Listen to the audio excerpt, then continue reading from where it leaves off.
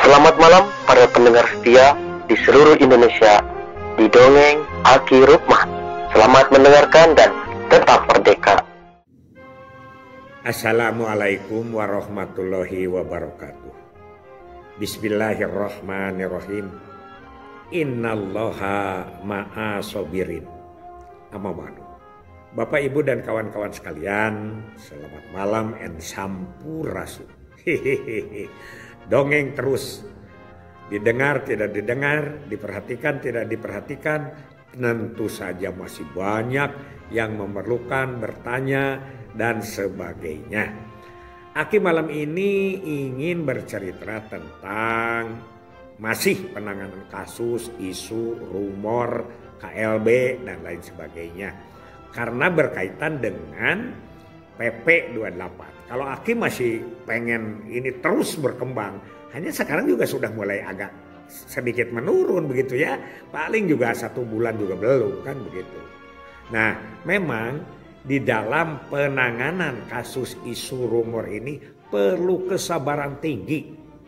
Sekali lagi Aki tekankan, perlu kesabaran tinggi.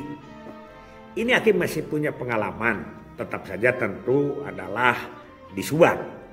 Ki, terus saja dongengnya di Subang, kenapa di tempat lain tidak? Oh banyak dongeng Aki, tapi tidak stres. Kalau di Subang itu karena ayudisasi itu stres. Jadi tegang gitu loh. Jadi ingatannya itu lama gitu di dalam hati ini ya. Sehingga kalau orang ditanya kan, Ki di mana yang paling berkesan, ya tetap Aki berbicara ya di Subang ya. Sampai ada orang yang bilang, Dr. Nurudin Sulendraningrat, Kepala BKKBN yang orang Cirebon itu kan stroke.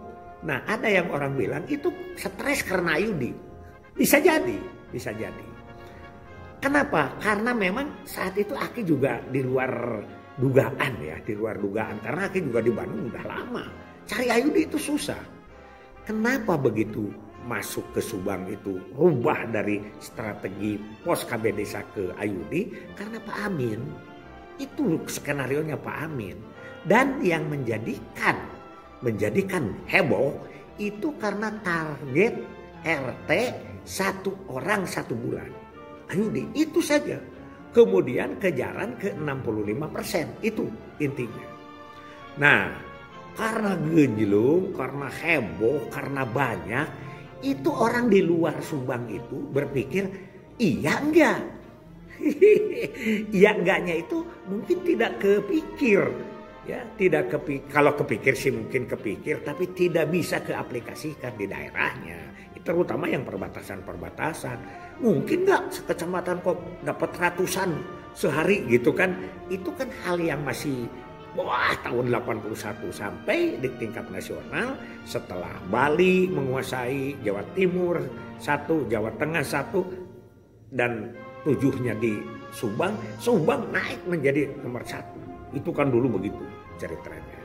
Nah ini karena ketidakpikiran itu timbul macam-macam. Mungkin yang iya, mungkin yang tidak. Pertama tudingannya itu adalah buat apa? Di Subang itu terus dipasang ayudi, toh itu kan DO lagi katanya, dibuka lagi di saya begitu.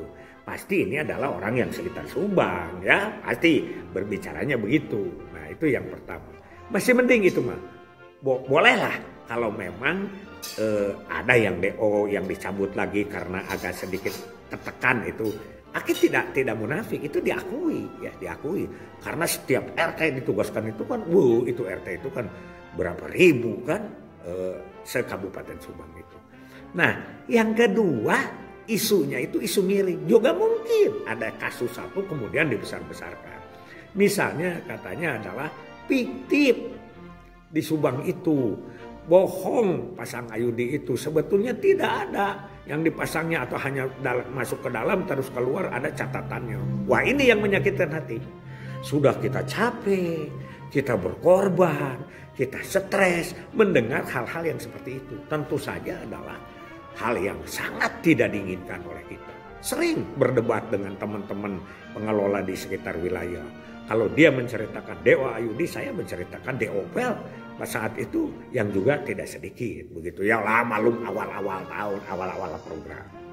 Nah Yang ini Aki gemes sekali.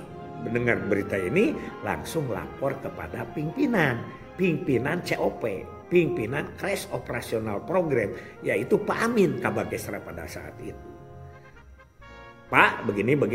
Oh, begitu ya. Cina gitu nyebutnya Ai ke kita itu. Ya, walaupun beliau sudah tua, kita masih muda, tapi begitulah kesopanannya itu. Begitu ya. Ya, bagaimana Pak cara mengatasinya? Ya gimana? Itu kan hak orang, katanya menuduh. Hak orang itu mah tidak usah diatasi, biar aja. Kita berjalan aja. Ya tapi Pak sakit hati, kata Pak Amin. Mending mana kita sakit hati atau untuk kepentingan rakyat? Nggak apa-apa. Nah ini kan dulu, kalau sekarang itu kampanyenya Agim kan. The where aja orang ngomong ke kita, selama kitanya bener, jalan saja. Nah itu, tambah greget. Aki mengusulkan, Pak, bagaimana kita mengumpulkan wartawan, karena pernah ada di berita kecil itu keluar, dijelaskan bagaimana proses ayudisasi di Kabupaten Subang. Katanya dia nanya ke Aki, kalau wartawan itu masang ayudi? Enggak. Kata Aki, ya enggak, masa wartawan masang ayudi? Kata dia, tidak akan dipercaya sama orang karena parlawan mah tidak masang ayudi. Nah, terus gimana Pak ini jalan keluarnya? Jalan keluarnya adalah undang seluruh bidan dari Jawa Barat, mungkin dari se-Indonesia katanya, suruh masang di sini. Ya tapi kan itu nanti gimana? Dia akan ngomong di sana, mungkin lama.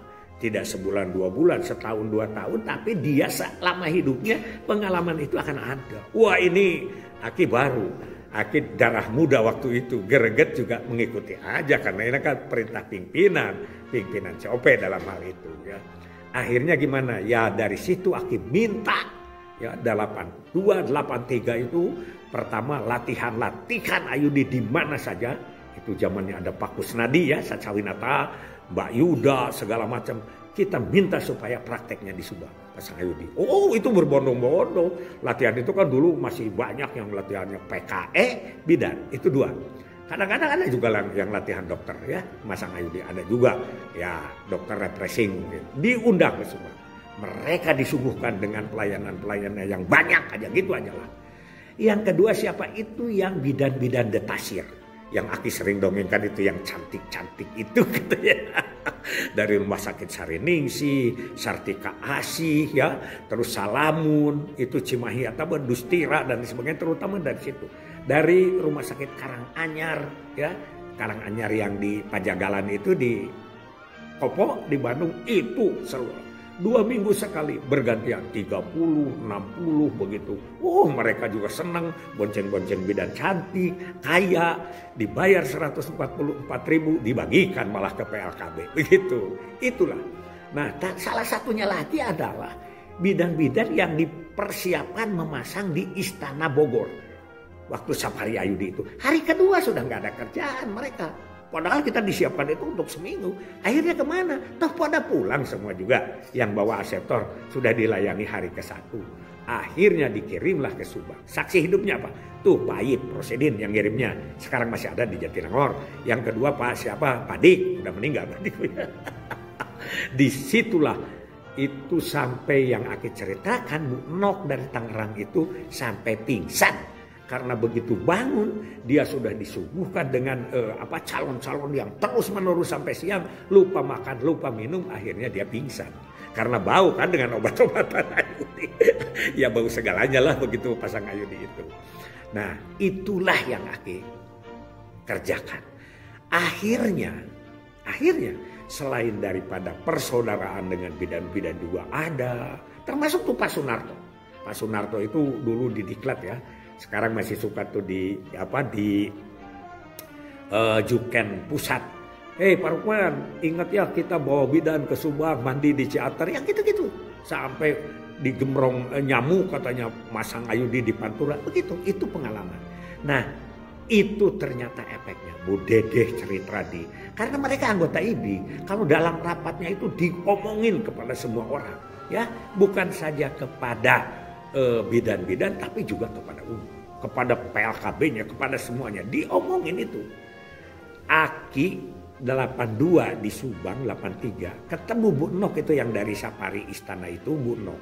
Aki jadi kepala ke Tangerang itu 96, 97. Ketemu dengan Bu Nok sudah jadi ketua IBI di Kabupaten Tangerang itu. Di Kabupaten Tangerang maksudnya, setelah Aki dari Pandeglang ya. Itu Bu Nok begitu datang langsung menemui Aki, cerita lama, kemudian mengundang seluruh bidan karena dia ketua IBI ya. Se-Kabupaten Tangerang termasuk Tangsel sekarang, itu dia ngundang Aki, dia cerita tentang pengalaman. Ngomongnya kemana-mana. Jadi isu dijawab dengan kapal selam, artinya di bawah tangan, mungkin lama. Ya, mungkin lama. Biar aja, isunya juga cuma sebulan 2 bulan juga berhenti. Tapi jawaban seperti ini, seperti yang dilakukan oleh Pak Amin kepada Aki itu, akhirnya sampai sekarang yang masih hidup itu masih cerita tentang hibisasi di Subang. Mercusuar, bergebiar di mana-mana. Tapi itu dasarnya kita kesabaran. Sekali lagi kita harus sabar dalam menangani kasus. Termasuk sekarang PP 28 sudah hampir turun tuh hebohnya. Tapi insya Allah nanti kita akan berkampanye tentang mana hak dan mana di luar hak. Hasbunallahu wa ni'mal wakil, ni'mal maula wa ni'man nasir. Wassalamualaikum warahmatullahi wabarakatuh.